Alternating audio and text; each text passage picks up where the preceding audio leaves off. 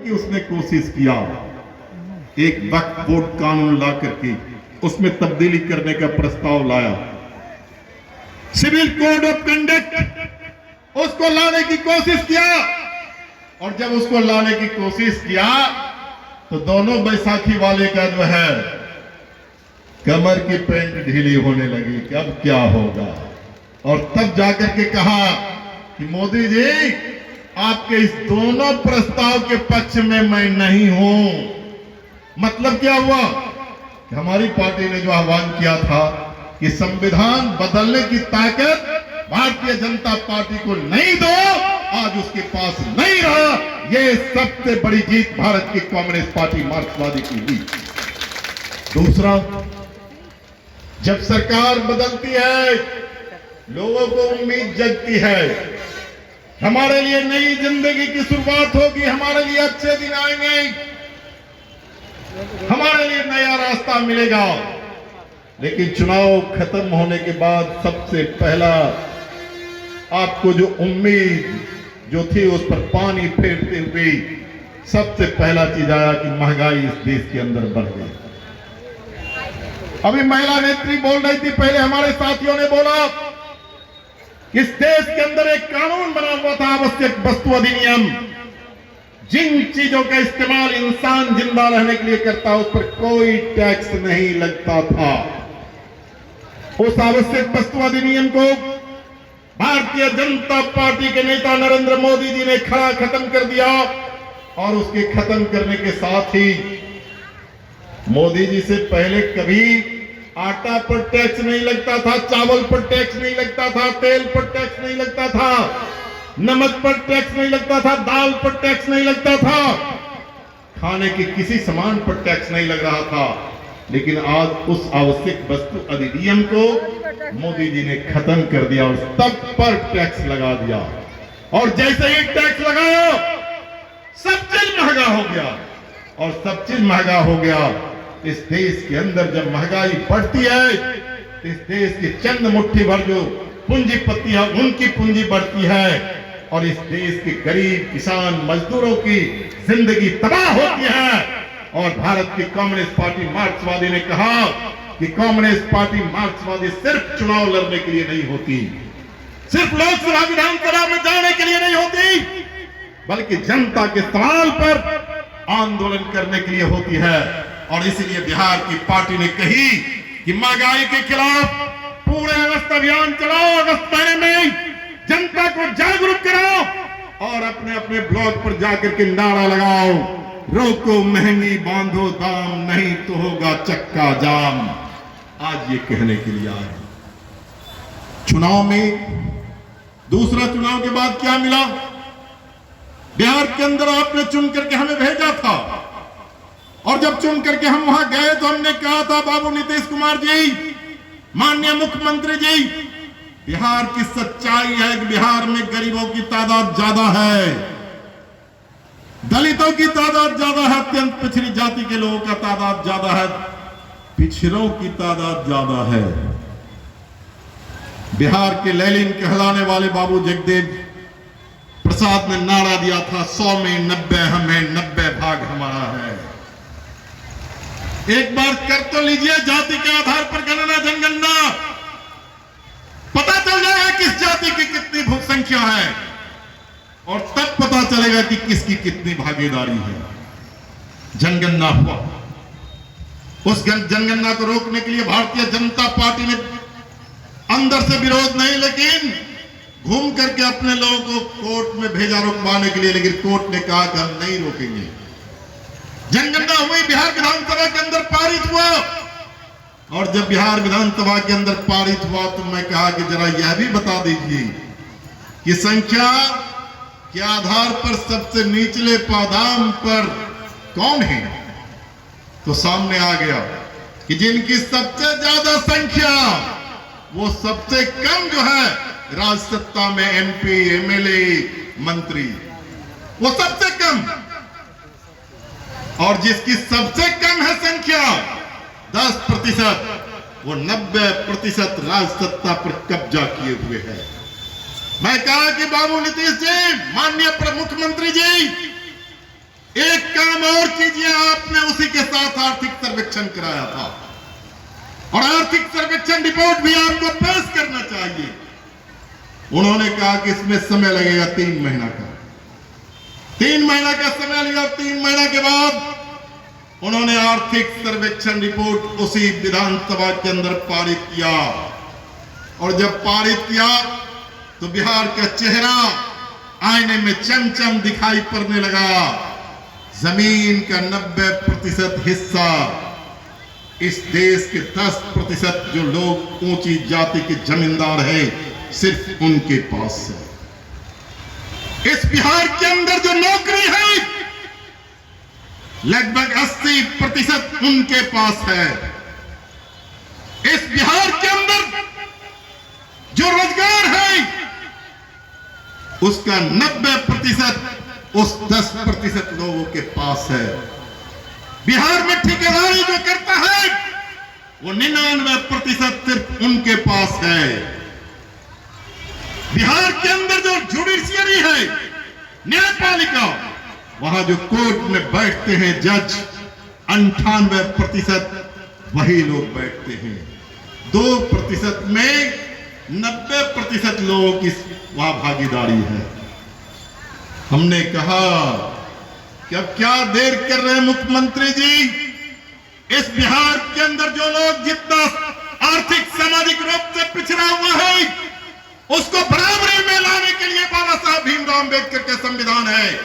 उसने कहा कि उसको आरक्षण देते हुए उसको बराबरी में लाओ और तब बिहार में आरक्षण की सीमा को बढ़ा करके 65% किया गया।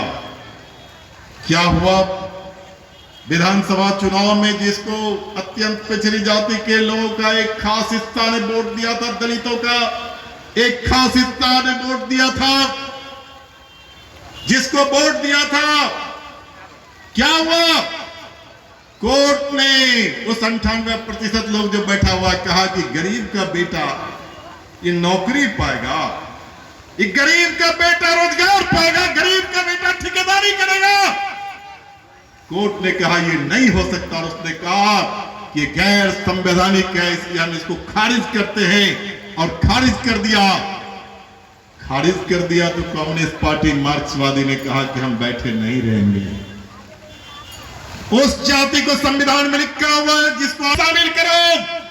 शामिल कौन कर सकता है? ये जिम्मेदारी किसकी है? भारत सरकार का, गृह विभाग का और इस उजियारपुर से जो जीत करके सांसद गए बाबू नित्यानंद राय जी, उनकी जिम्मेदारी है इस बिहार के दलित, महादलित, अत्यंत पिछड़ी जाति लोगों के आरक्षण बढ़ाए हुए जो उसको 9वीं अनुसूची में शामिल करोगे। जिन्होंने वोट नहीं दिया था मैं उनसे नहीं कह रहा हूं, लेकिन इस सभा के माध्यम से, इस प्रदर्शन के माध्यम से जिन लोगों ने उनके टोटो पर बैठ करके जाकर के वोट दिया था, उनके पैसे इन्वेलप पर जो वोट दिए थे, अरे आपने क्या कर दिया? कालिदास का पैर कर दिया, जिस पैर पर चढ़े हुए थे उसी पैर को काट दिया।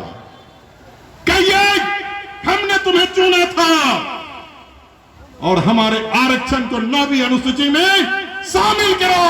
अगर शामिल नहीं करोगे तो आगे आने वाले दिन में एक कदम भी विभूतिपुर में नहीं। इस तरह से हम इतना देश को कैसे कंट्रोल कर सकते हैं? दरभंगा की एक बच्ची थी जो दलित बच्ची थी, चारा लाने गई और उसका बोझा खुल जाता है और दूसरे कोई को कहती है कि जा हमने मम्मी को भेज देना। जब तक दूसरे आदमी उस वहां समाज पहुंचाने जाता है कि जो इसकी वहां बच्ची बुला रही है, तब तक आती है उसकी माँ और देखती है वहां पे कोई नहीं है और उसके साथ भी सामूहिक बलात्कार होता है। इस तरह से विभूतिपुर और पूरे देश में एक सुने होंगे महिला पहलवान के साथ क्या हुआ। इसीलिए देखिए दिन प्रतिदिन हमारी महिलाओं की स्थिति बद से बदतर होती जा रही है। इसलिए हम आपको लड़ाई लड़ने की जरूरत है और संघर्ष को तेज करने की जरूरत है। हमारे मोदी जी नारा लगाते हैं, बड़ी बड़ी नारा देते हैं, बड़ा सा देखते हुए हम मंच पर बैठ के कहते हैं बेटी बचाओ बेटी पढ़ाओ, बेटी बचाओ बेटी पढ़ाओ। क्या बेटी बची बचेगी।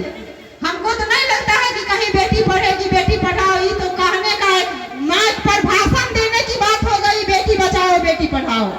हमारी बेटी पढ़ने और बचने की स्थिति में नहीं है। हमारी बेटी घर से निकलती है, स्कूल तक जाती है, कॉलेज तक जाती है, हम माँ थरथराते रहते हैं कि हमारी बच्ची सुरक्षित कैसे घर तक आएगी। ये है हमारी महिलाएं की स्थिति। हम महिला भी सुरक्षित नहीं है। कई जगह पर महिला के साथ भी सामूहिक बलात्कार होता है और उसको भी मार दिया जाता है। इसलिए महंगाई देखिए चरम सीमा पर है। मोदी जी गैस दिए के स्थानीय लोकप्रिय विधायक अजय कुमार जी और हमारे विभूतिपुर के कोने कोने से आए हुए हमारे माता बहन एवं अन्य बुजुर्ग भाई बहन सभी को मैं सादर प्रणाम करती हूँ। महंगी बंद होता अरे आलू प्याज दाल तेल जवाब दो महंगी बंद होता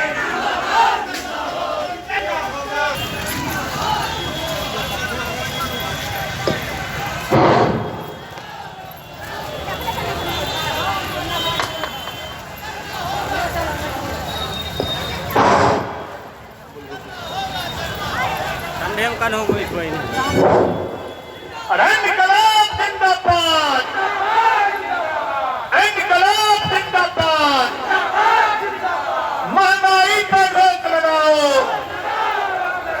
महंगाई पर रोक लगाओ, 200 यूनिट बिजली फ्री करना होगा, 200 यूनिट बिजली फ्री करना होगा, स्मार्ट मीटर लगाना बंद करो,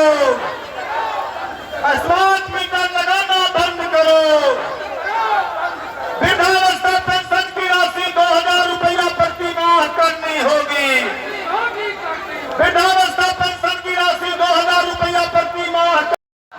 सीपीआईएम जिंदाबाद, जिंदाबाद जिंदाबाद सीपीआईएम करे पुकार, इंकलाब जिंदाबाद सीपीआईएम करे पुकार, इंकलाब जिंदाबाद। दाम क्यों बढ़ा नीतीश मोदी जवाब दो, आलू प्याज खाद्य तेल दाल का दाम क्यों बढ़ा नीतीश मोदी जवाब दो।